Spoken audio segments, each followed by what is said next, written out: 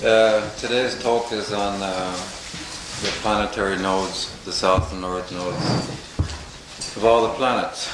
And again, I like it when you have questions to ask me your questions as they occur. And what you're going to be doing today is covering a lot of material. I want to try to approach it quite slowly and yet very thoroughly, so that hopefully at the end of the day you will have a very working and practical knowledge of how to apply this to your chart, and for those that are working as astrological counselors, how you can apply it for your clients. The topic and subject of planetary nodes in astrology, of course, has not really been focused on by too many people. It tends to be a rather rare and or abstract idea for most. And yet, when you develop an understanding and a way of applying the north and south nodes of the planets to the birth chart, you will uncover a depth of information that would not otherwise be obvious. It just fills in the blanks, so to speak. Particularly for those that are in fact interested in what we can call evolutionary astrology, which assumes the issue of lives prior to the one that we're currently living. The point here is that past lives, wherever they were, whatever occurred, do in fact constitute a tremendous level of subconscious memory that exists within the Uranian component of our consciousness. And the point there is that Uranus, being the higher octave of Mercury, correlates to what's called long-term memory, whereas Mercury itself is short-term memory. But from that point of view, long-term memory extends back into other lifetimes. And it's a very, very important issue because, a simple example, how many of us can remember in total detail what we did 2 weeks ago? So the question becomes, where do these memories go? And the point is that they go to the Uranian component of our consciousness, which in Jungian terms is called the individuated unconscious. Again, this means content unique to you as a person, or what Freudian psychologists call the subconscious. And the point there is that long-term memory, whether you can have a short-term memory recall or not, subconsciously, or is does condition your approach to your immediate reality. A simple example, a child gets sexually abused as a child, the memories are suppressed, and these memories operating in the Uranian element of consciousness, conditioning the person's psychological reality as an adult. So the point here is that we all have these past life memories, but for most of us, they're held in an absolutely unconscious state.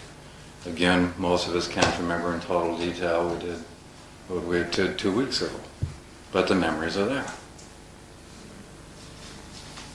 And it's just, for those that are meditators, by the way, this is exactly the element in your consciousness that you will access at some point, to have spontaneous past life memory.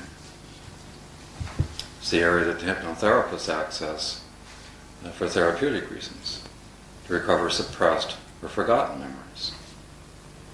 So the bottom line in this point is that these memories, past life, in total, condition your orientation to your existing reality in ways that you're not cognizant or conscious of. See the point? So this is one of the reasons of trying to embrace and include this area of astrology within your overall chart understanding, chart analysis. The north and south nodes of any planet relative to the natal planet itself, i.e. south node of Venus, north node of Venus, Venus itself, specifically correlates with the spiritual law that we call the Trinity. The Trinity, trigon. Past, present, future. And that once we exist in a reality of time based on past, present, future, we then have the phenomena that we call evolution. And we have the universal experience, all of us have the universal experience of what is called the dynamic tension that exists between the past and the future as experienced in a moment. All of us have this tension. And the point here within this is that, in an unfortunate way, we all tend to project our past into the future. The future, again, is simply an abstract and can only be actually known from the point of view of the past. And because it's an abstract and a literal unknown, this is why we project our past to the future, which is exactly why most of us keep recreating our past into the future. So you can then see, perhaps from this point of view, how incredibly important it can be to understand the dynamics that have come before. The obvious intention of any of us, any soul on earth, is to stop compulsively recycling our past. It's the ultimate recycler. And to at some point break free from this stuff.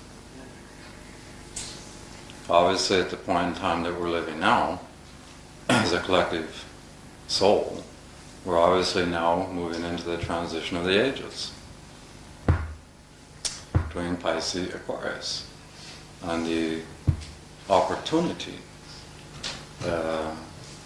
when the ages go into transition, they hope the opportunity is for the past to stop repeating itself, to completely break free in order to allow new paradigms of reality to occur. And yet this is very, very difficult to do, because to embrace the future 100% is to embrace 100% insecurity. How many of us like to feel insecure? Now I do. Now you do. Good. So, but the fact is that most folks at this point in the human epic don't want to feel insecure. Which is exactly why all over the earth right now there is so much extreme movement, politically, economically, to re-embrace the past, not the future. And if you examine the nature of history, at no point has the past stopped recycling itself. At no point. So even though this is an opportunity and a hope, it remains just that. So, now, the nodal axis, as we said yesterday, has extreme power. And as we suggested yesterday, the Greek astrologers understood everything from mathematical value, mathematical power. And the highest powers that the Greek astrologers assigned to any symbol in astrology was the nodal axis. That should give us a clue to something. So, well, one of the things we'll be doing today is going through a very specific case history It's an actual case history of a former client to make these ideas real as we go. You can perhaps see at the moment, just on a symbolic, visual level. If we look at the amount of emphasis this chart has by placing in the nodal axes, you see this tremendous emphasis between 2nd and 8th house. Cancer, Capricorn. And if we erase these, not to have them on the board, you're not going to be seeing the same emphasis. That should be suggesting something to you right away. Now, the first thing we want to talk about is this fact that relative to the outer planets, all of us on Earth, every one of us in this room, will have the south and north nodes of Pluto, Saturn, Jupiter, Uranus, and Neptune, all in the same signs. Now this has a direct collective meaning in terms of if we look at life from the point of view of a collective soul. Remembering that it takes more than one person to accomplish the evolutionary intentions for the planet, which is why we are born in what is called waves, like a wave on the ocean.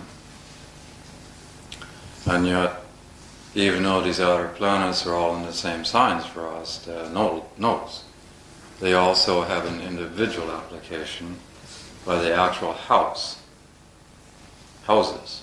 that are located in each birth chart. So here again we see the linkage between the collective and the individual. This is made even more specifically individual by determining the actual house and sign of the planet itself. And what you have here again is a linkage to the idea we call the Trinity. When you look into a birth chart, you have a south and north node of any specific planet. And that symbol itself is showing you the transition between past and future. It's in a continuous state of tension and or becoming. The planet that is the ruler of those nodes in the natal chart is the area, the dynamics, the archetypes, through which the individual consistently integrate this transition between the past and the future in the context of this life. You understand this idea? It's very, very important to understand. Here again you have the issue of the Trinity. So, from a collective point of view, it's very, very interesting to examine the fact that starting from the soul itself, that we all have south node of Pluto, every one of us in Capricorn. And that for most people alive today, this will be taking place roughly from 15 to 22 degrees of Capricorn. Now think of this for a moment. Over these last few years, we've had this, let's use the word interesting transit, of Neptune and Uranus moving through Capricorn. And within the last few years, this transit has conjuncted the south node of Pluto for all of us. Now think of this symbolism. What does it mean? The bottom line issue is Capricorn. And what we're looking at here is how Capricorn structurally defines our sense of reality. What we think is reality. Saturn is a conditioning aspect to reality. Anytime you're born into any life, you'll be born into a certain country, certain parents that tell you what reality is. Structurally speaking, rights and wrongs, social conventions, social norms, social taboos, laws, regulations, procedures, called reality. And all of us have experienced in these last few years this interesting transit of Neptune-Uranus being conjunct this thing. And what you're looking at relative to the transition of the ages is that each individual within these last few years has been necessarily confronting what they have considered to be reality. Neptune has been trying to dissolve the structure of reality that we have considered to be real.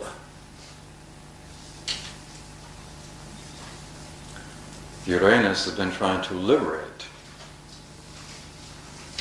from reality. When you put Uranus to Capricorn, the simple picture is to put a hand grenade in a steel box. The steel box is Capricorn. The hand grenade is Uranus.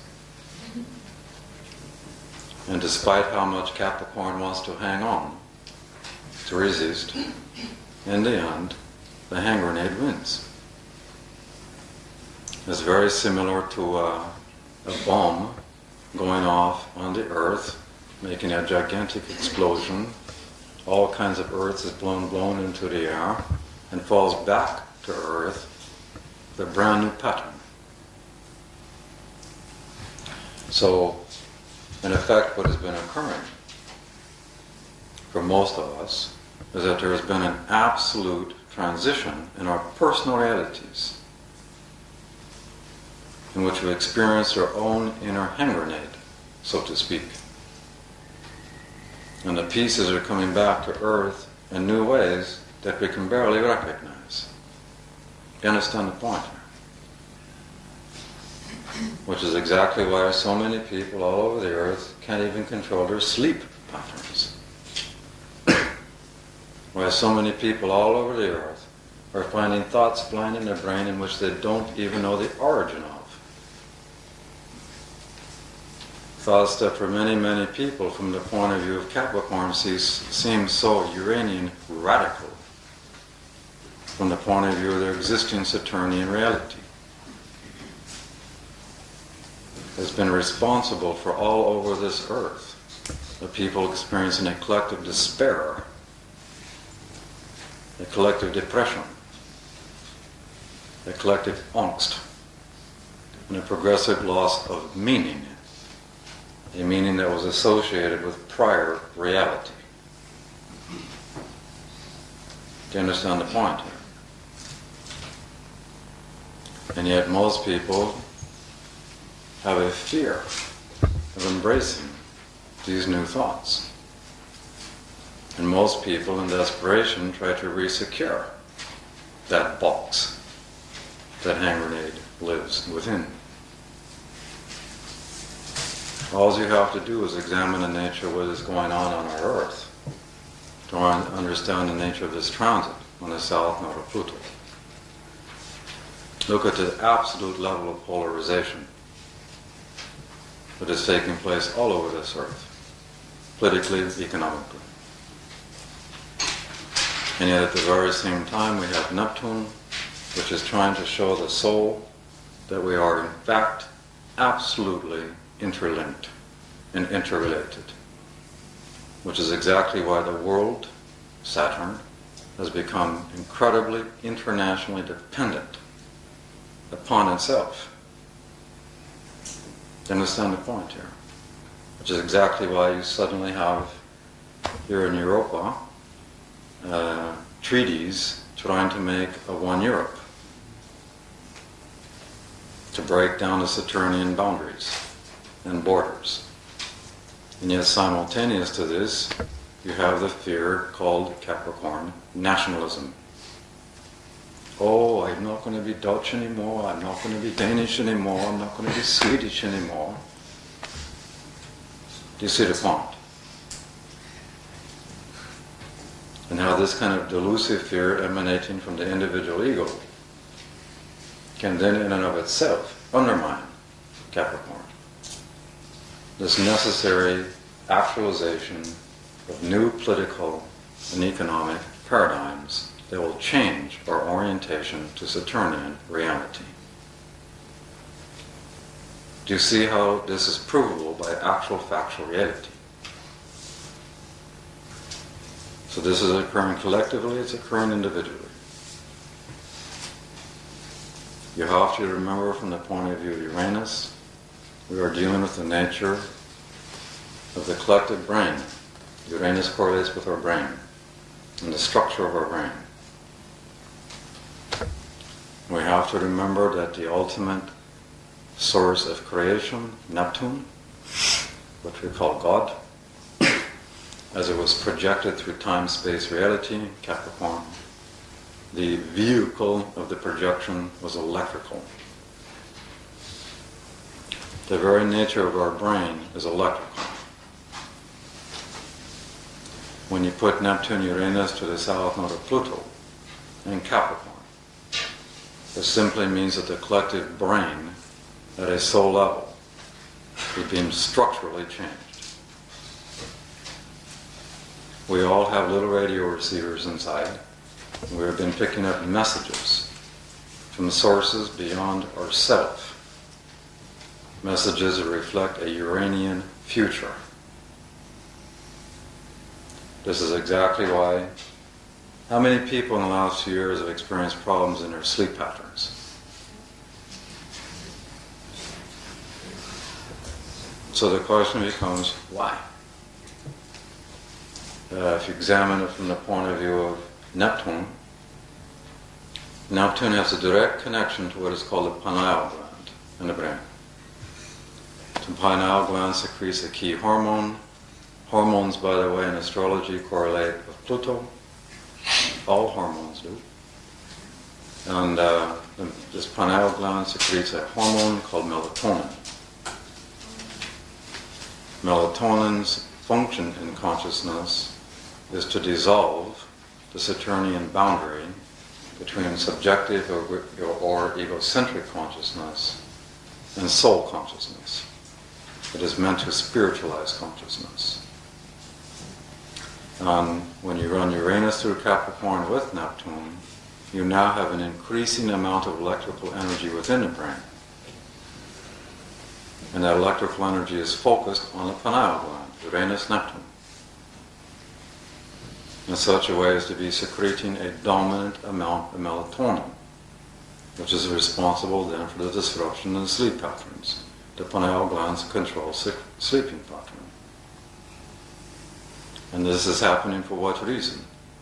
To receive the Uranian messages from the ultimate creator that are showing us not only the freer future for each of us as an individual, but the collective future.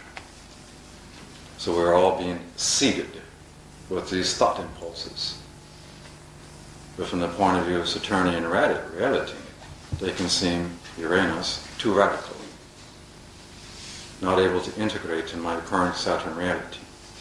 They initially appear as fragmented. They're not whole thoughts. They're not ABC-like.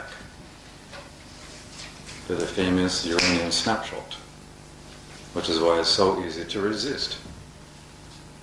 Do you see my point? So all of us have been going through this is the point. And there's a reason for it. And how come at this point in time it has a direct connection for all of us to the south node of Pluto? Now is this coincidence? Or somehow linked with synchronicity? Now, at the deepest possible level, we go back to where we started.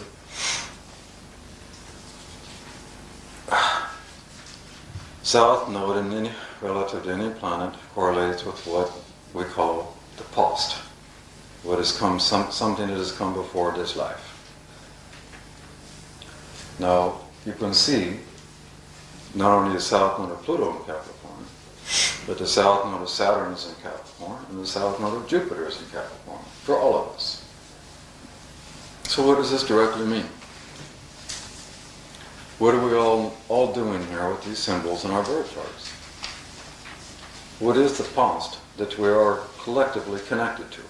Every human being on the planet right now. Oh, just hang on a second.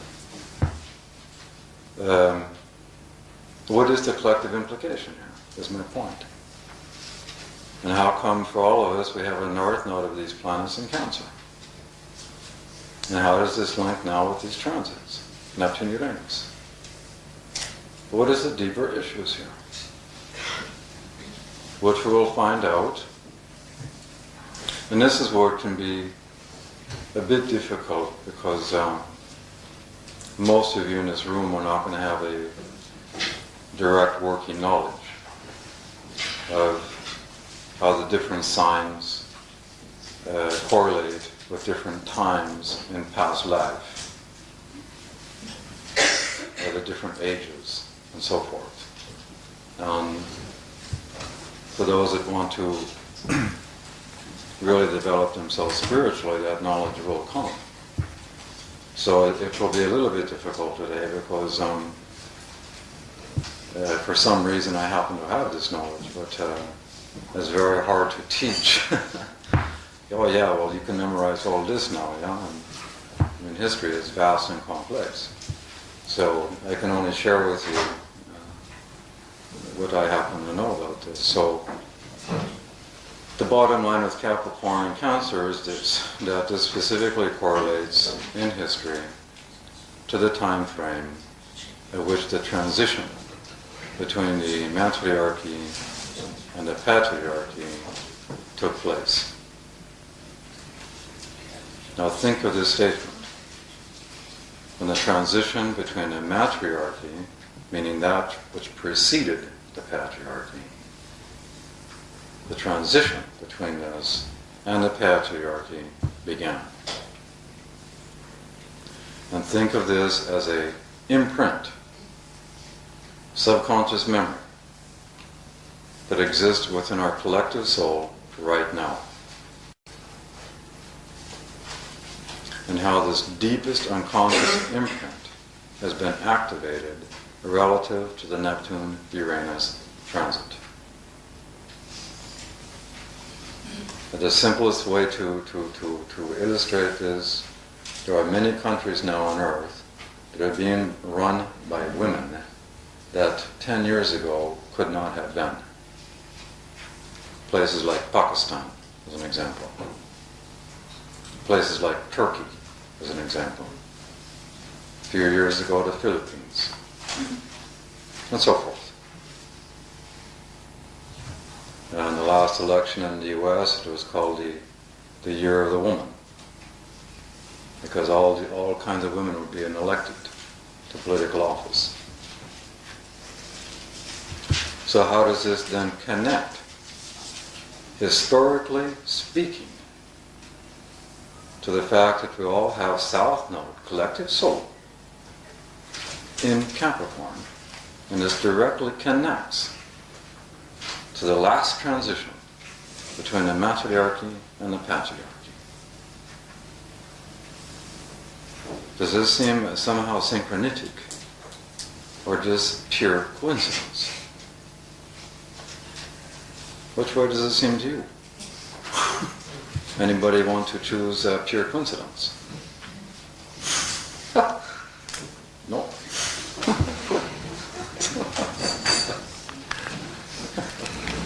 Now, the deeper issue,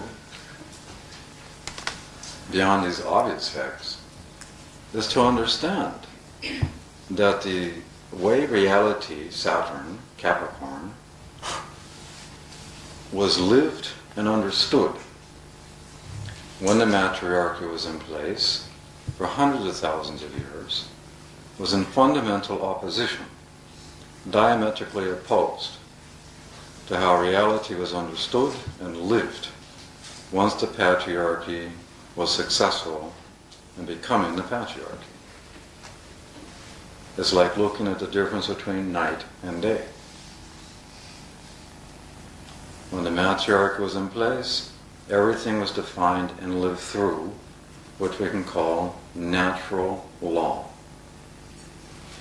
The laws that are self-evident within the whole context of nature. Versus, via the patriarchy, man-made laws we call religion.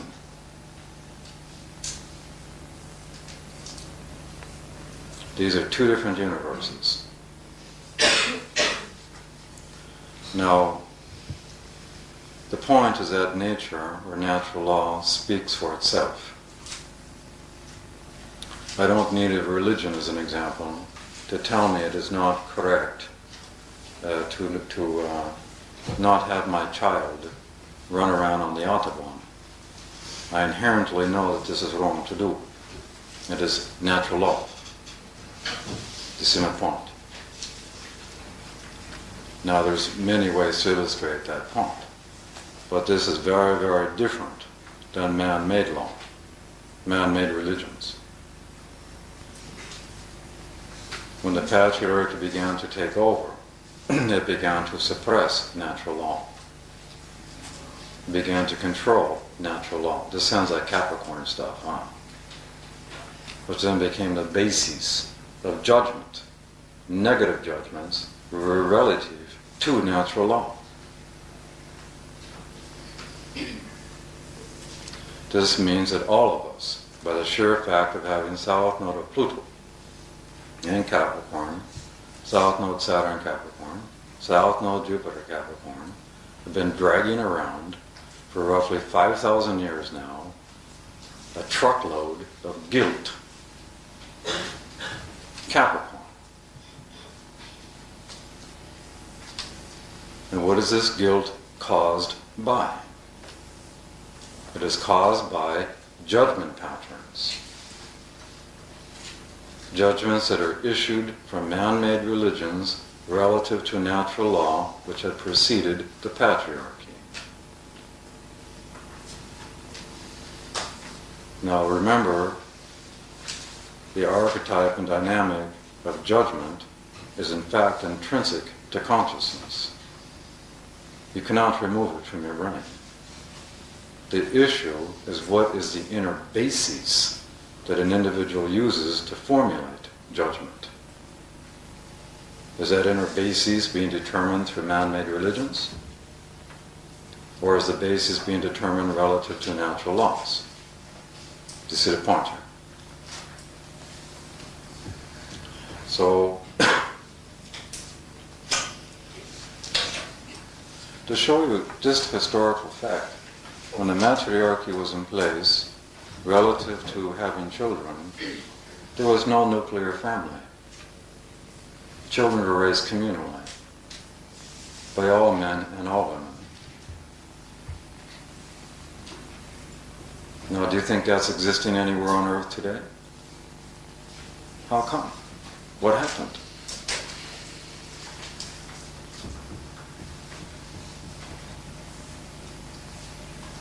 When the matriarchy was in place, there was no such thing called a monogamous relationship. For hundreds of thousands of years.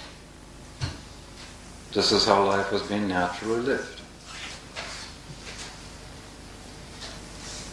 Now all of a sudden, since relative to the patriarchy, we've had the issue of property, possession, and control. How come? What's the impact? Do you understand here? For hundreds of thousands of years, certain women within the matriarchy would initiate the male children at puberty into sexuality. This was done for hundreds of thousands of years. Because woman is literally considered to be an embodiment of the goddess. And sexuality is understood to be literally making love with God. When this became suppressed relative to the patriarchy, religions, over great lengths of time, 5,000 years, this suppression of this natural law is in fact a causative factor in what we call modern sexual abuse of children. Anything that is natural and suppressed becomes distorted. Now I realize that some of these thoughts will be Uranian right now, radical. They may shock and offend you. But that's exactly what is happening and the purpose of this transition between the Pisces and Aquarian age. You understand? What I am sharing with you today is historical fact, not my opinion. There was this man in a sector, sectarian, and I saw it on TV, and all women and all men were together, and there was no monarchy. There was a certain point in history. The children were, I saw them, they were very unhappy. Who's my father? And they were like that because the head of the sect thought he was God himself.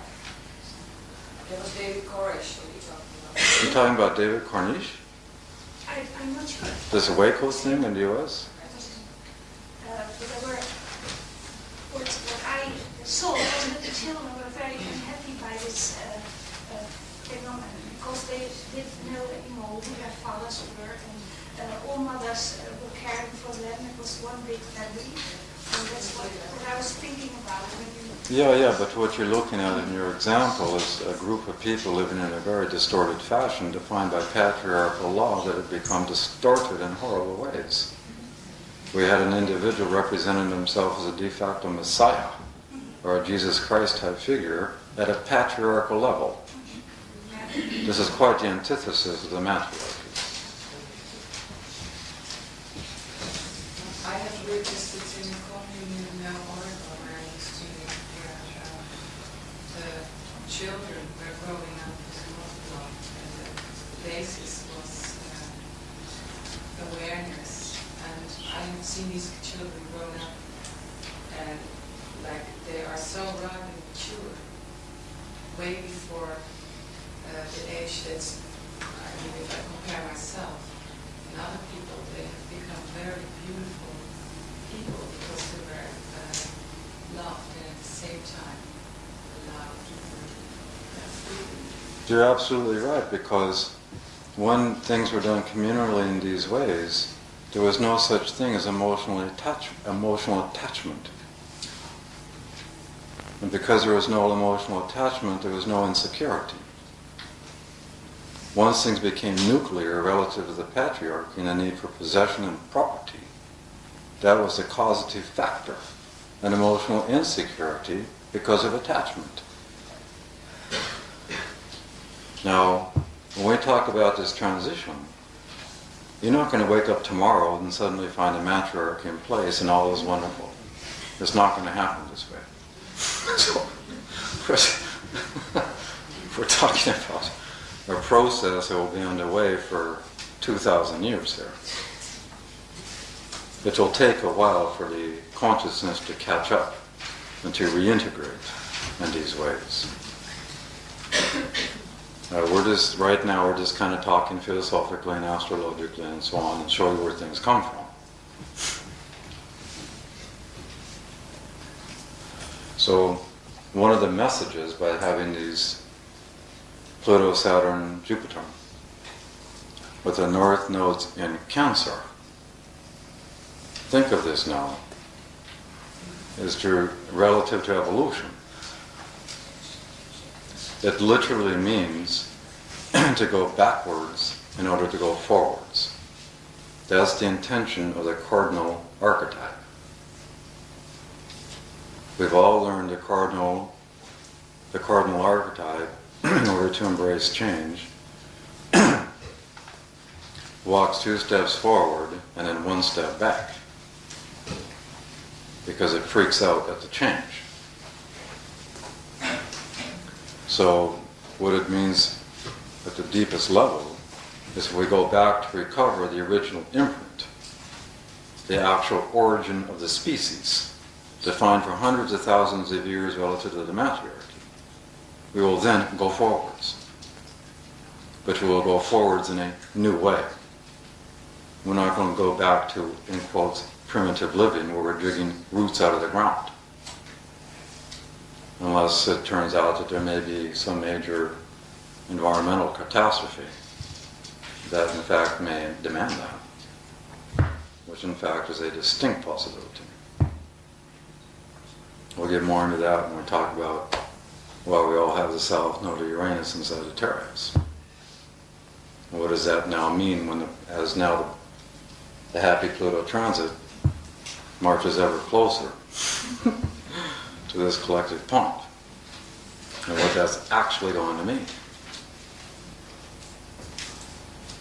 The whole issue of what we call natural law, the truths that are self-evident within nature itself. That whole archetype is Sagittarius. Nature, which in our time frame is called Gaia, G-A-I-A. The point here is that the totality of nature, from the point of view of consciousness, is entirely conscious.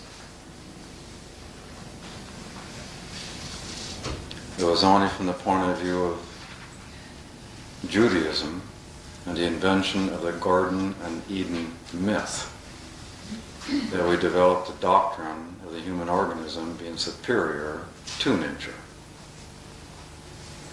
And therein lies the doctrine of dominating nature,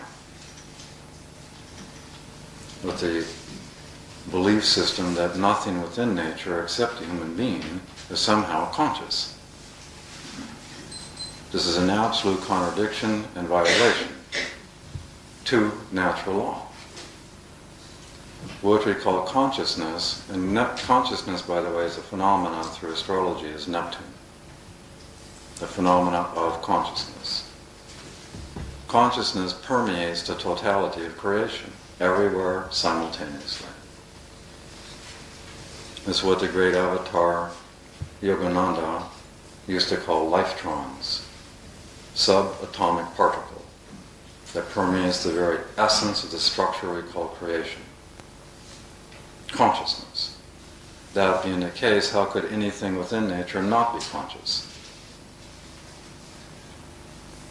The only real issue here, and the difference, is a consciousness that is self-aware that it is conscious. The self-awareness of consciousness within a rock is not as evolved as the consciousness in a human organism relative to self-awareness.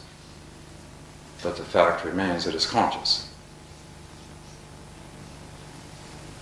How ancient peoples long ago understood the nature of truth was to unite consciousness with the totality of consciousness within nature. Meaning each consciousness has its own unique truth and understanding of the totality of creation. And by uniting consciousness with various forms of consciousness this way, consciousness expanded. It was at one with nature. It used to be called the Golden Age. But what has now happened? Relative to the invention of called Judaism by men, we not only had the invention basically of the psychology we call sadomasochism. Why? In this myth, what is suggested?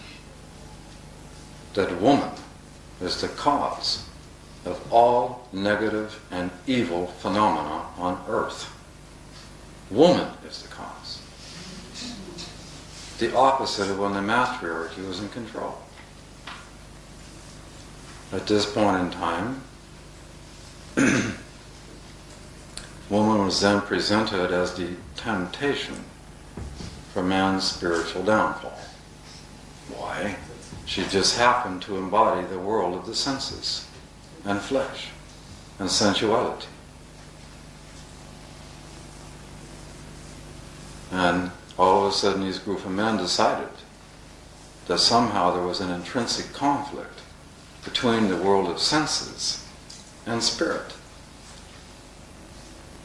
and that in order for spiritual growth to occur, we had to, Capricorn, suppress the world of the senses. And since woman embodied the world of the senses, and this is the famous Garden of Eden bullshit. Well, all of a sudden a woman is made to feel guilty for being the temptress for man's spiritual downfall. And man, because in the myth, because man gave in to the temptation, this is the origin of his own guilt.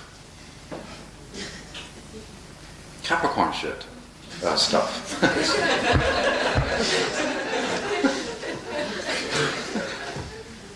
So, when all this became perverted in this way, the woman, made to feel guilty, simultaneously then needed to atone for that guilt, to purify it.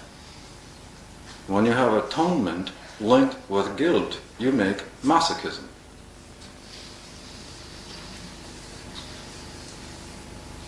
Man, feeling guilty by giving in to the temptation, created anger. When you have anger linked with guilt, you have the pathology of sadism. Think of this fact, and how this myth, since its invention, has created and led to reality as we know it since that time. The simplest example of this point and this time is man and woman doing the same job and woman making less. In this myth, you are taught that man is superior to woman.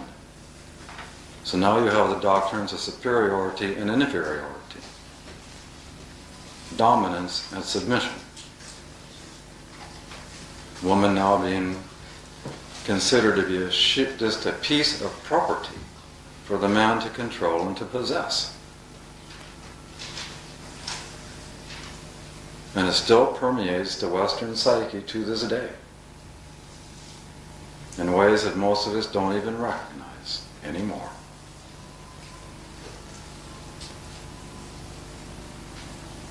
Now, does this sound to you like this is a form of natural law,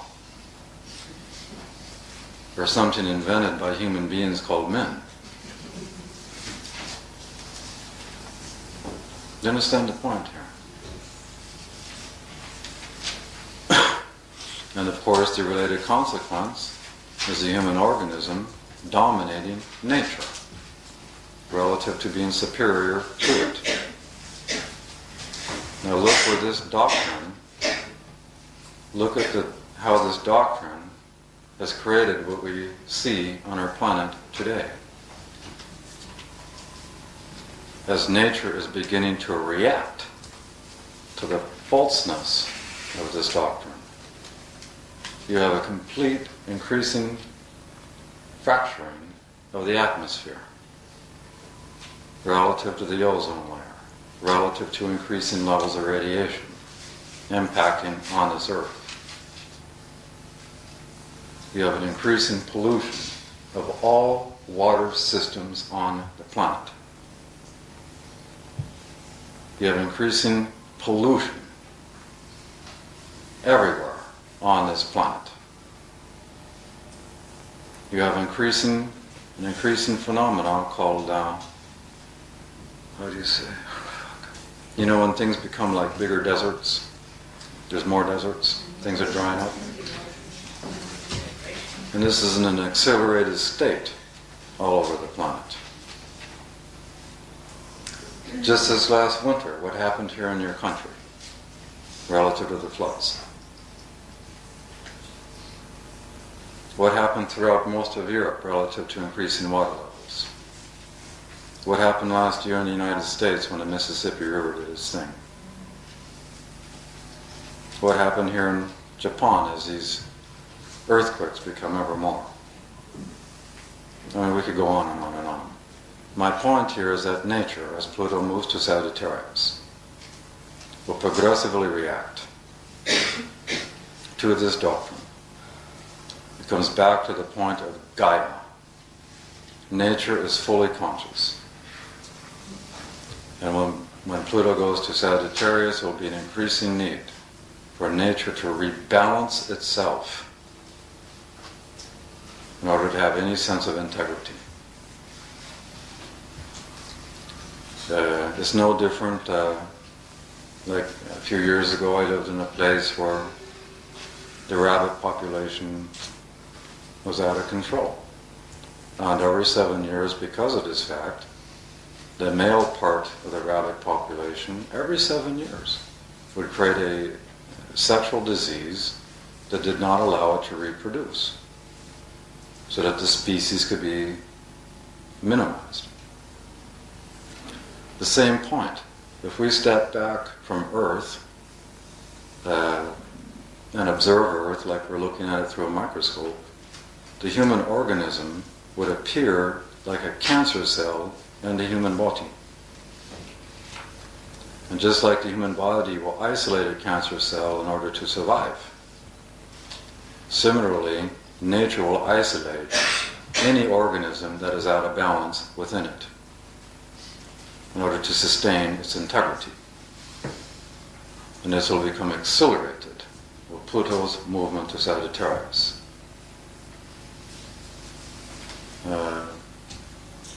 Over the next 15-20 years, there will be a great polarization within societies all over Earth, one group understanding these points in such a way that the new religion, universally, will be literally called environmentalism. And at the same time, you'll have another group of idiots trying to sustain Capricorn, the past. And this will be a division line throughout all governments everywhere. Depending who prevails will determine the collective outcome within nature. So what does this have to do with the fact we all have South Node of Uranus in Sagittarius? A moment ago we suggested Uranus correlates with long-term memory relative to the individuated unconscious that we all have in our brain. Now, given this fact, and remembering that Sagittarius specifically connects to what we call intuition, it directly connects to what we call truth. Now, the point I'm trying to make, if something is true, whether we like to hear it or not, if it's true, it's truth. So here we all sit with Uranus and South Node of Sagittarius, listening to words coming from some speaker, reflecting something that could happen in the future relative to something that occurred in the past. And these messages may not be, we may not like to hear them, but by the sheer fact we all sit here with South Node and Sagittarius, relative to Uranus, we're intuiting and understanding the truth of these words, whether we want to hear it or not. This is my point. So this means that the liberation for every human being on earth, liberation, allowing for movement into the future, is to re-embrace an origin of our own soul. Meaning every human being on the planet at this point in time has lived when the matriarchy was in place as an original imprint, an original orientation of reality that was defined by natural law. South Node, Aquarius, Sagittarius. Every one of us.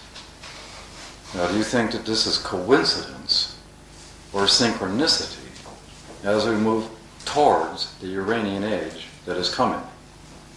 And what is necessary for that age to manifest in a positive way? You see the point here? Is this making sense? Any questions on this point?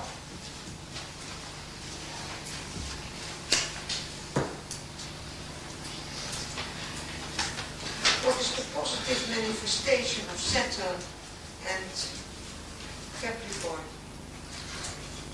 The positive manifestation of Saturn and Capricorn? You don't like the consensus? You don't like the patriarchy? I don't like what? Patriarchy? No, you're making an assumption that I don't like this and that. I'm describing facts in a very Uranian objective way. That there should be rules and regulations, a structure in your life. There's no question about this. The question is, what is the nature of those rules, regulations, and structures? Are in relationship to natural law or relationship to man-made law? I don't need a religion to tell me not to put my baby on the autobahn. What is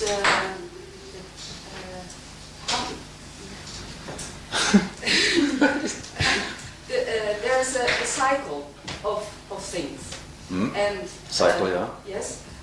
How long does the node takes to go around? And what was in time so long ago? This has been before. On the outer planets, the cycle is very, very long. Yeah. Whole century. Yes. On the inner planets, it's much more quick. We're going to show the relationship between the inner planets and the outer today. Any other question? Yeah. Hmm? What is going on with the human race? Is it going on with the animal and the plant world? This woman is asked an extremely important question. And the question is, what's going on within the human race? Is this somehow reflected in animal life, the world of nature? The answer is yes, but primarily at a bacterial level, viral level, and an alteration in the genetic code in all forms of life. As we have an increasing amount of radiation, Pluto, entering our atmosphere, altering the genetic codes in all forms of life because of that increasing radiation. The simplest example for this truth is what we call viruses like AIDS. There's a direct reaction to this fact. Right now in the United States, 1 out of 5 U.S. citizens has TB in their lungs. 1 out of 5. And that's because this particular bacteria, relative to two things, allopathic drugs and increasing radiation, has mutated as Pluto's been in Scorpio. Scorpio has everything to do with the genetic coding in all forms of life. Scorpio has everything to do with viruses and bacteria. Scorpio has everything to do with mutation and metamorphosis. The polarity point of Scorpio is Taurus.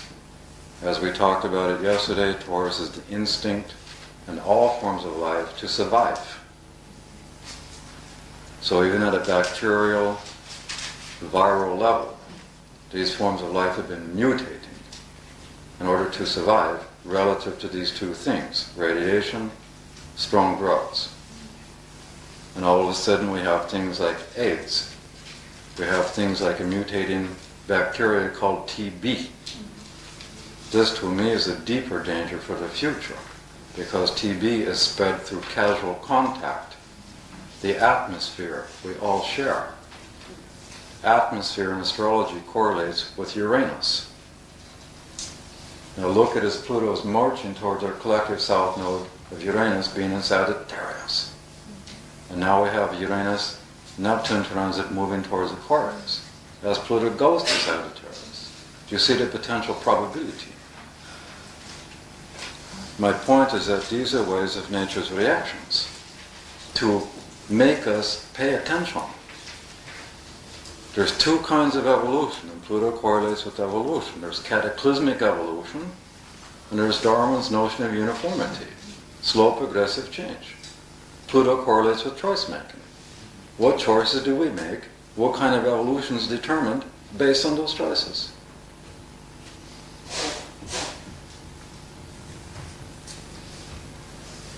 Yep. I wonder if it can be stopped because all the science that's going on, genetic codes are being changed. There is manipulation. And I don't think that will stop. I'm very afraid of this. I share your concern. That is man playing God. And this whole issue of genetic splicing and genetic alteration started when Pluto began its transit in Scorpio and Neptune Uranus went to Capricorn. This is literally the symbol of the patriarchy playing God. It's going to be healed. It's going to be healed. It will be healed, and the most dramatic news recently, relative to, as an example, AIDS, for the very first time, this is not a story coming out of New York State. A baby was born 5 years ago that had AIDS, that was contracted in the womb relative to the mother who had AIDS. And for 5 years this baby's been struggling for life, and within the last few weeks they have now determined that this baby's own immune system has evolved, mutated in such a way as to now have purged Pluto, that virus, from its system. That's the first case in history. And this is another example at this point of allowing nature, natural law, to prevail versus this man-made delusion. Do you see the point? And this is, to me, one of the greatest hopes, one of the wonderful things about the human organism.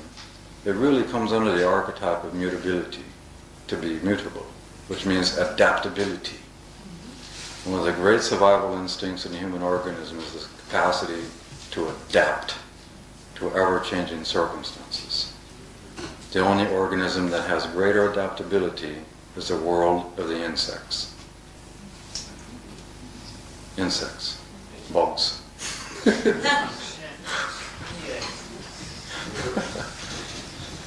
So anyway, let's have a little happy break here and we'll come back and talk about more.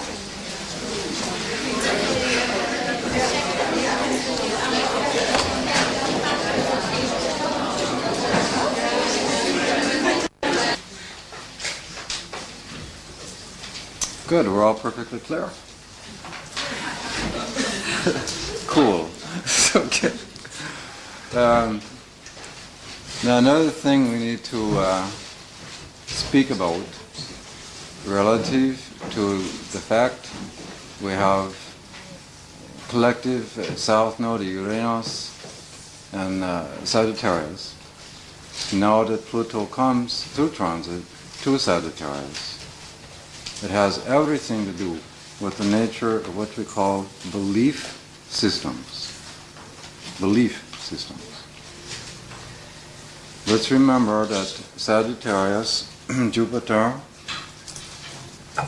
and the ninth house directly correlate to the archetype in human consciousness that makes us aware that we are connected to something much larger than just the earth itself. That we're connected to a thing we call the universe, or the cosmos. By the sheer fact that creation was set in motion, and it exists in and of itself, there is an intrinsic or inherent truth that will explain the nature of that creation. This awareness in human consciousness occurs through the Sagittarian ninth house Jupiter archetype, and therefore becomes the basis of belief systems of a metaphysical, cosmological, philosophical, or religious level. Belief systems determine how any person interprets reality.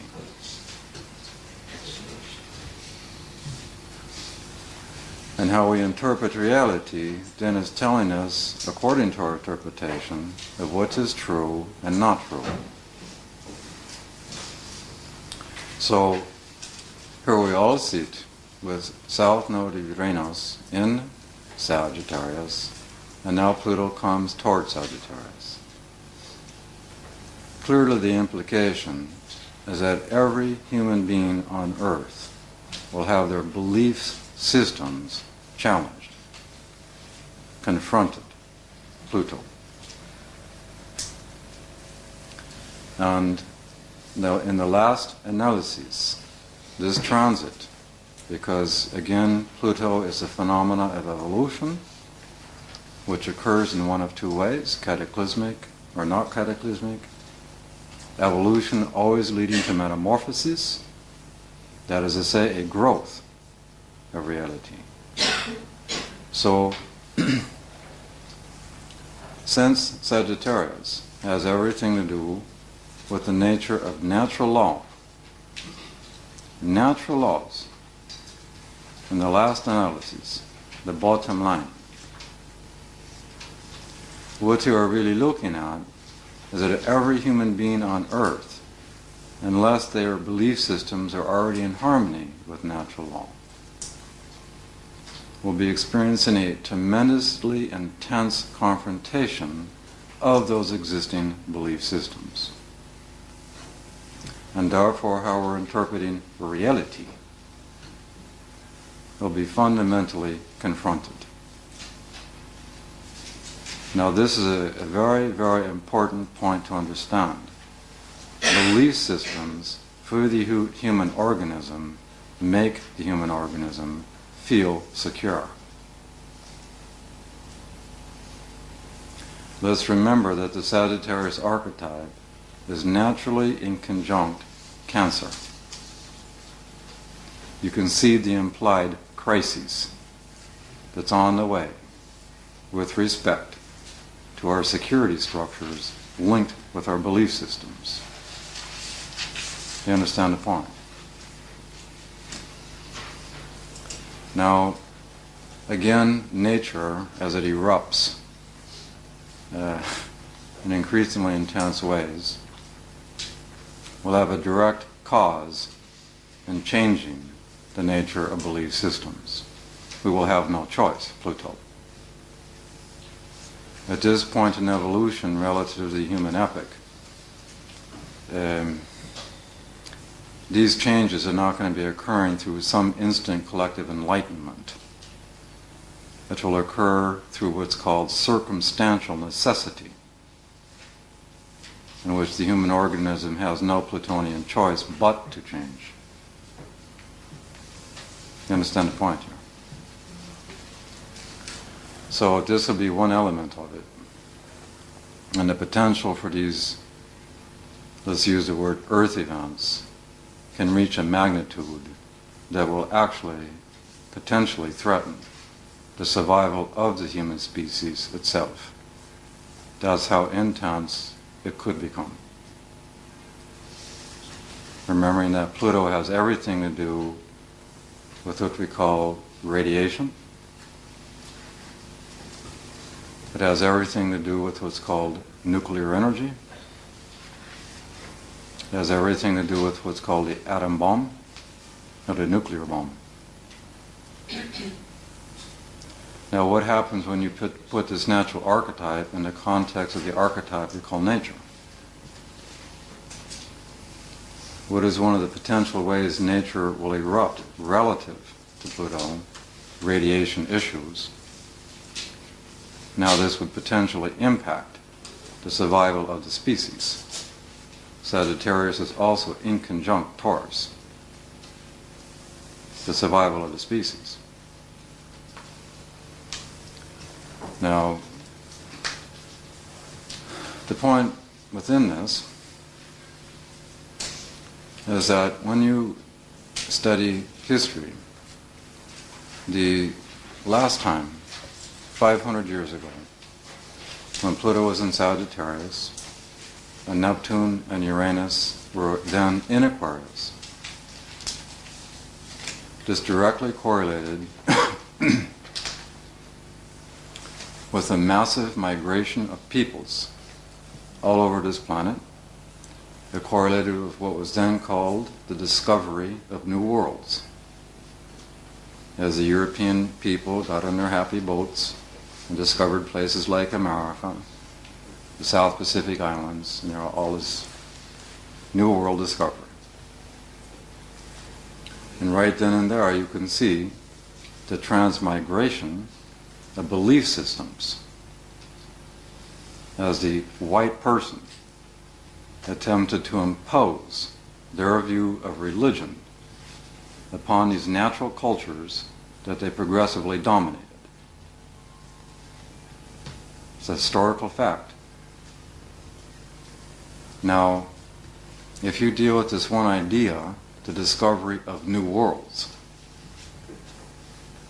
and the level of knowledge or information that increased because of the discovery of new worlds, that in its own way altered our interpretation of reality. As an example, at that point in time, the majority of people still thought of the earth as flat. And then suddenly, relative to the discovery of new worlds, oh, it's round.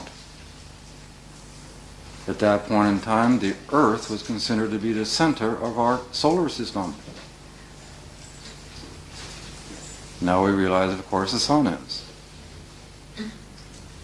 And guess who promoted this realization? Primarily a fellow named Kepler. And yes, he was persecuted by who? Belief systems called the Roman Catholic Church. So if we bring it up to date,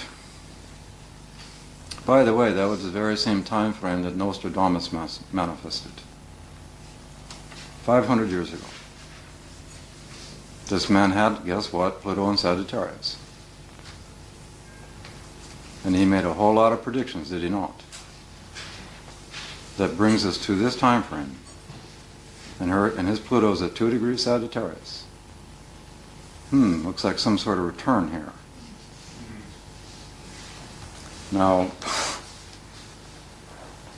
if we bring it up into our context of our reality, in this time, many people on the earth understand that there are other forms of life that exist elsewhere than just the earth. What people like to call extraterrestrials or aliens. Aliens according to who? Compared to what? It's like, now, of course, certain percentages of the population have already had their own experiences, direct experiences. But because this is not occurring yet at a collective level, the majority of people judge Capricorn relative to existing belief systems, these people as Uranus, bizarre. But somehow they're psychologically fragmented off in their own little universe somewhere. Do you understand? So, if you look at it logically, Pluto moving to Sag, Neptune, Uranus coming to Aquarius. Keeping in mind we all have a collective south node of Neptune in Aquarius. Now, I'm not making a prediction, but I will suggest that it would not be unlikely within the next 15 years or so for these life forms that we call extraterrestrials to reveal themselves in mass to the collective organism. Now, let's assume that exists. Let's assume that it occurs, just for a moment. If, in fact, that occurred, could you see the incredible Plutonian impact on confronting the nature of our existing belief systems and how we understand this thing called creation? Think about it. And then, therefore, how we are interpreting reality. Do you see the potential radical shift in consciousness that this could induce? Do you see the point here? Might you, in this respect, also think of things to happen, let's put it in the other direction, I mean internally. Like, it's also the time that all kinds of experiments are going on in what you call cyberspace, in hyper. That it's in a way extraterrestrial, but then the other way around. It's like going into brain consciousness, whatever you want to call it. Would you place it in the same kind of perspective? Absolutely, because the phrase I would use to talk about what you're suggesting, I would call it cellular memory. Memories that exist within ourselves. And a cellular memory has its own time. So now here comes a Pluto-Sagittarius transit relative to South Node of Uranus in Sagittarius. And here comes a Neptune-Uranus transit relative to our collective South Node of Neptune in Aquarius. Now what kinds of cellular memories linked with distant times might be unlocked in the collective organism? Jeff, Yes. are you familiar with Ken Carey's book, The Third Millennium? No, I'm not. You're not. Then I'll skip my question. The point here is that let's just stop here for a moment and put these two things in combination. Number one, the discovery of new worlds relative to extraterrestrials revealing themselves in mass, impacting on belief systems, impacting on interpretation of reality, impacting on our self-image in conjunction with Cancer. And then link this with Gaia, or nature, itself erupting relative to the delusion of superiority in the human organism through earth events. Now if we just stop there and put these two things in combination, can you see the reality that is probably going to be unfolding in this next 15 to 20 years?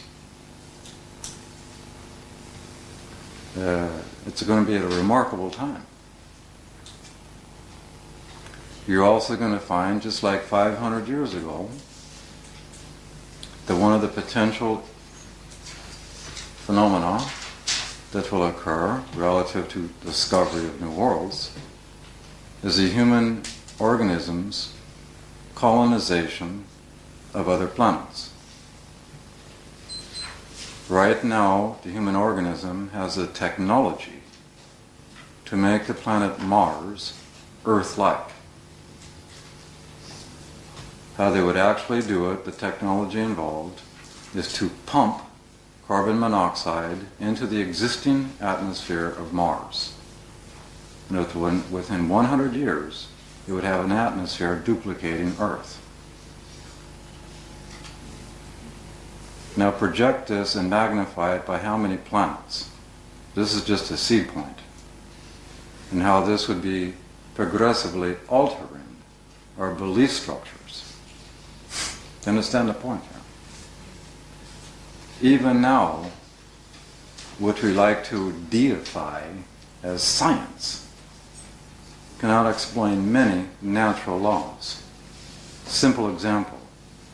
The north node of Uranus, its north pole, points away from our physical sun. And yet it is warmer than the south pole of Uranus, which points towards that sun. How does existing scientific theory explain it? They cannot.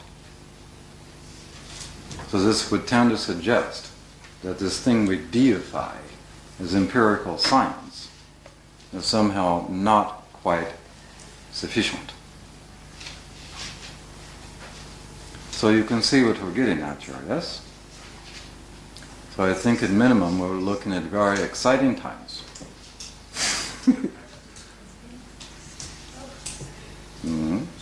Then from another point of view, Buddha's movement to Sagittarius, keeping in mind it deals in the end with that which is ultimately true, the issue of truth. This then means, on an individual basis, who is ever involved in their own living lie, that those lies will be revealed exactly for what they are, as a form of personal confrontation. This would then mean anybody who is wearing a mask that is not in harmony with who they actually are, that mask will be pulled off their face. That is not going to be necessarily a pleasant experience for many people. On which way? Hmm? On which way?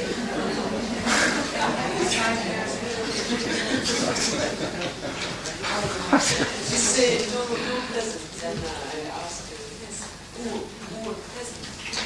It's going to occur in many ways. There's no one way for anything. No, but tell me some of them. It can be something as simple as you have an existing friendship and it was somebody that you consider to be real and honest and these sort of things, and suddenly you come to find out that this friend is not coming from a place of honesty, and the mask comes off, and this makes a own kind of Platonian confrontation, which is not pleasant. No, but for the person himself, not the living person, but the person himself. Because what I know is everyone has a mask, and yes, you can be conscious of it or not, and you can pull it or not. No, I would disagree with you. Your statement that everybody has a mask, that's itself a generalization that you're calling a universal truth. That's one of the problems in Sagittarius, is to think that one's personal truth is a generalized truth for everybody. There are in fact many people on the planet that are in absolute harmony with their inner essence, that are not wearing any sort of mask. There are in fact... Beautiful. Hmm? They are beautiful then. Yes, quite beautiful. And there are in fact people on our planet today who are still very much living in absolute harmony with natural law. There are, as an example, many tribes in the essence of the Amazon that are living like they lived hundreds of thousands of years ago. There are many percentages in the existing American Indian population that are trying to return back to how they originally were. There are many of the Eskimos people trying to do the same thing. There are certain tribes and islands in the Philippines that are still living in this way. There is a matriarchal tribe in the north of Egypt that nobody even knows about anymore, that are living like they lived 300,000 years ago. But we don't hear about this in our modern media. But these people still exist. I know from my own experience. I live with the Navajo in this life a long time. And I was initiated into their religion called Peyote. And I understand what this issue of nature is about.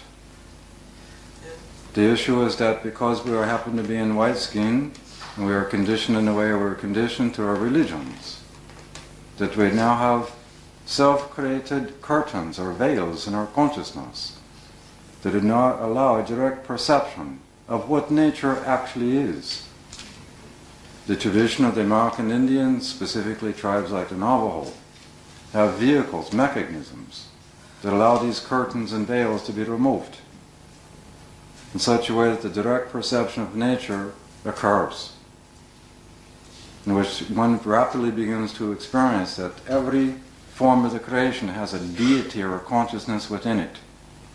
And that once you remove the veil, Pluto, you develop an absolute communion, a one-ment, a merging with, in such a way that nature is the teacher, not another human person.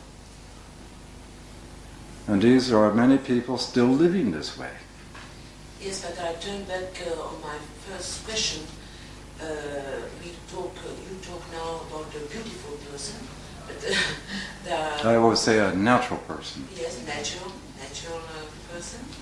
There are only a few in this world, but now I want to ask about the album, the many albums with masks, and you say they have the time is coming that they have to lose their mask and sometimes also in a pleasant way. The issue goes back to where we start the lecture. We all have South Node of Pluto in Capricorn, the collective soul, the individual soul, the transition between the matriarchy and the patriarchy, the transition between natural way of living, natural law, and man-made inventions. And once we had this transition, called the patriarchy, the collective soul then learned to put on these masks. The reason that we had to put on the masks was in order to hide who we naturally are relative to the control of the patriarchy. This is now going to be a time frame in which those stupid masks come off. Ow. No, hooray. Okay, thank you. You're welcome.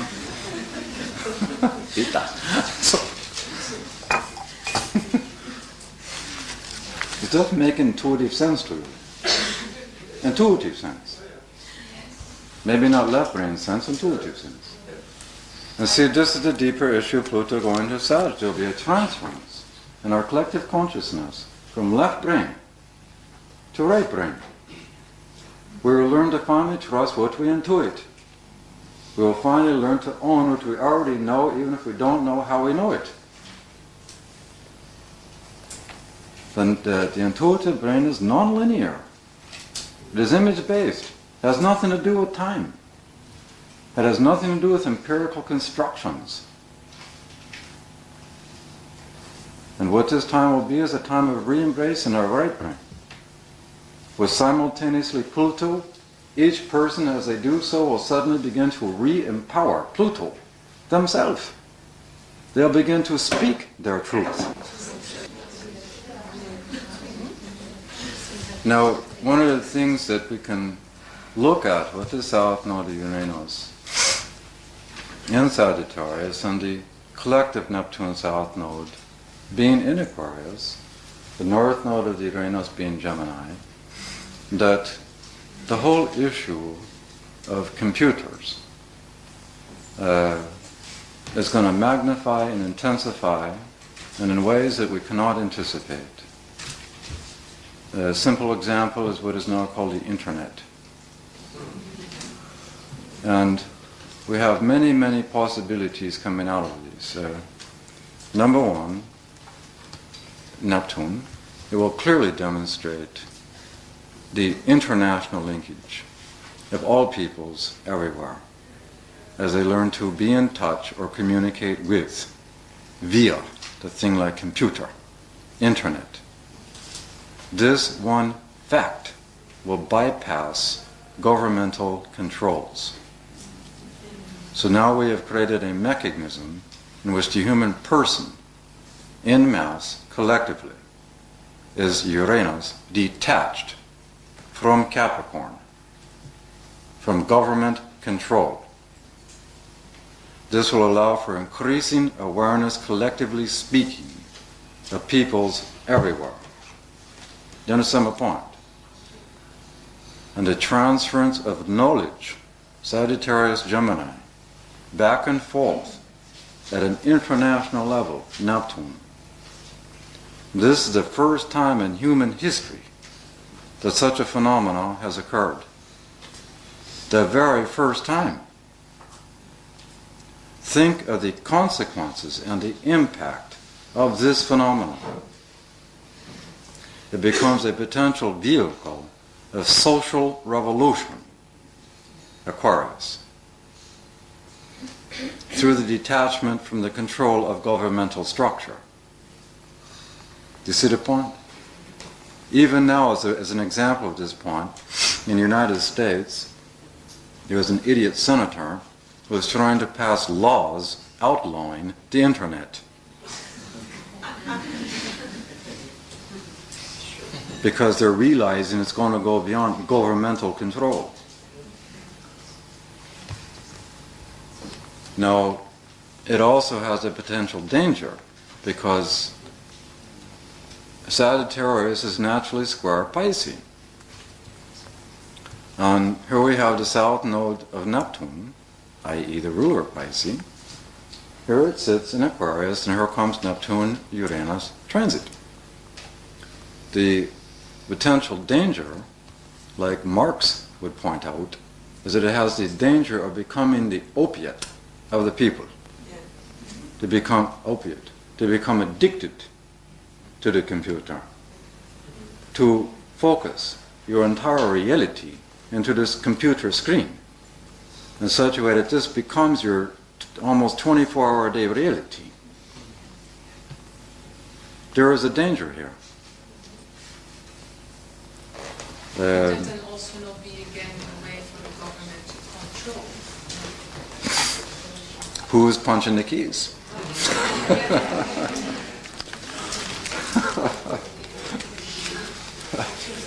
So the point is, you can see some of the ramifications here. You also have clearly the symbolism, because for many years now, a certain percentage of people have been trying to develop what is called artificial intelligence with respect to the computer. Now look at the collective south node. We all have collective south node of Neptune, i.e. spirit, God, source of creation, in Aquarius. Computers will correlate in astrology to Aquarius. Now here comes the Neptune-Uranus transit. At the same time, here comes Pluto transit to south node of our collective Uranus, south node, Sagittarius. Now what is the potential application in terms of actually evolving in a real way what we can now call artificial intelligence? Meaning a computer that has a capacity to develop its own conceptions and the ability to be aware that it's a computer. Just like in the movie 2001, and you had a computer called HAL that was aware that it was HAL. What is the implication to the planet and the human species? Do you understand the point here?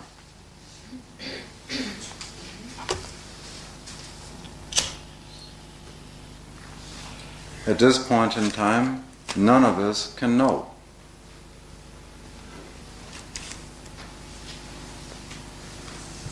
All we can do is look at the archetypes. And the issue is that human person has this thing we call free choice. Relative to choices, nobody can yet determine the outcomes.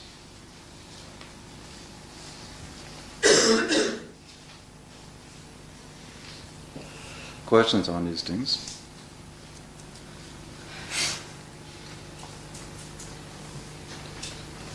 Yes? Do you think that everybody will have to learn to work with computers in the future? Is it a necessity? I think the answer to your question depends, because when you use the word everyone, this implies every person on planet. Well, many people on planet are not living in modern industrialized nations. I think that the answer to your question is relative in the sense that for people who find themselves in industrialized nations, that the majority of such people will necessarily have to do this. For people who are still living in nomadic type situations, close to the earth, natural laws, they could care less. There's no use. Their computer, so to speak, is to peer into fire. Back here. Yes? As Pluto is entering Sagittarius, it's squaring the recessional point from Pisces into Aquarius, right? Mm-hmm. May we carefully predict, quotes, that everything related to the Piscean age will probably, with this square, rebel tremendously against any transition from Piscean age to Aquarian age? I'm thinking about Christian religion. Mm. What will happen progressively is that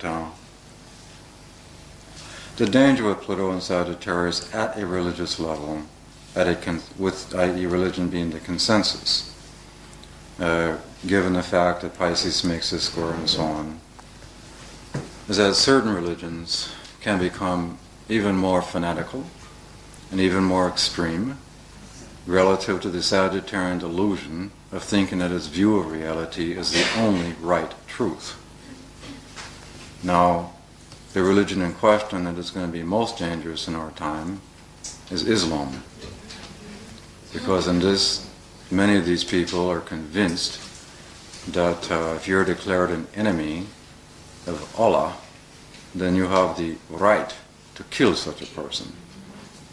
So, last time the danger was Christianity, 500 years ago. But, so yeah, there is this danger of religions becoming fanatical. But in the end, like Christianity ended up doing, it blew itself apart. So, there is this danger for sure. The issue within it comes to a question, Pisces, that the Piscean age is in fact coming to culmination. And that means all the archetypes that have defined the Piscean age will come to a head so that the transition can occur. It must culminate. And this will then mean, as an example, relative to Western religions of a patriarchal nature, even Eastern religions of a patriarchal nature, the presumption and these teachings, since their invention, not realization, invention, two different things, is that for spiritual growth to happen to consciousness, one must suffer first.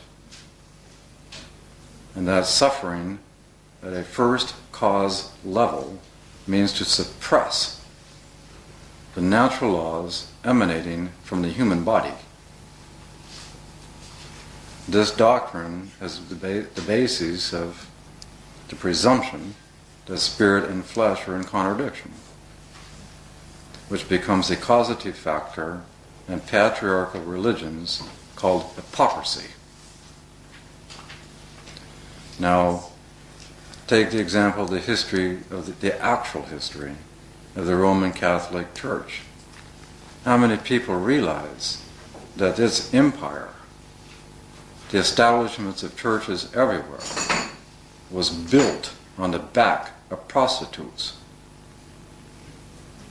How many people remember that there was a functioning brothel in the Vatican itself in the 13th century?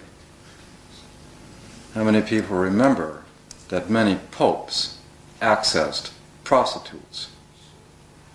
How many people remember that the original male clergy from the 1st century to the 12th century has 6 or 7 wives? And so on. So the point here is that Pluto and Sagittarius will reveal the truth. And as the truth is revealed, that which is not in harmony with natural law, including fanatical religions, will blow themselves up. Isn't there also a tremendous healing potential with the Pluto, with Sagittarius? I'm sorry?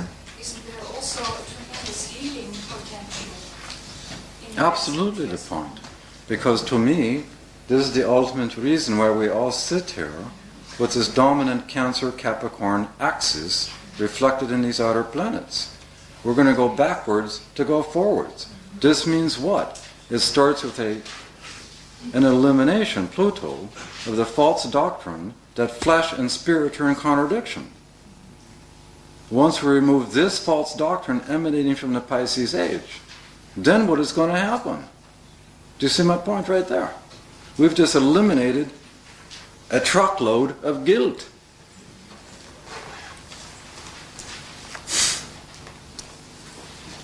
Yes? Does this also count for like Satanism and sects in that order? Will they be uncovered also because of Pluto and Sagittarius? Say that one more time. You're saying all the religious doctrines will blow up finally. Does it also count for Satanism and sects in that order? Will they also have to... Satanism and sex. Sex?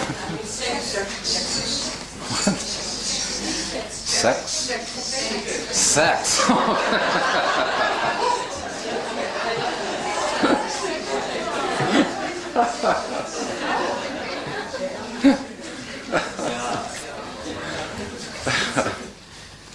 Sure. I'll put it to you this way. When you embrace nature and live it, and actually experience it, when the veils are removed, there is no such thing as hierarchies. There is no such thing as who's better, who's worse. There is no such thing as superior and inferior. Everything is perceived and experienced as co-equal and absolutely essential to the totality of the creation. So to answer your question in this way, sure. These sort of religions that have hierarchies and sects will be no more.